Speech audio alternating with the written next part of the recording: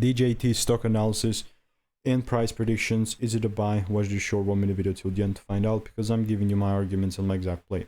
So Trump Media stock fell down 6.4% or so for the day, and I'm actually just starting to get quite excited.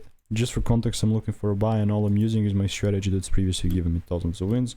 Telling you all of this because it is the truth and I've documented everything. So looking at DJT, I want to see a double break to the upside, and the way that I would approach this market is super simple. You know, this looks crazy, I know, but obviously then we play with the management game. You know, I might be just aiming for the highs there or whatever, but I always go for 1-3. So it really depends what the price will give me, and if it gives me like a clean stop, small stop loss entry, and pretty much all it matters for is just like the double break that I'm gonna wait for. So exciting times are about to come. We're gonna see if my rules really are gonna get met. But if you want to learn my strategy for free, just check the photo link in the description.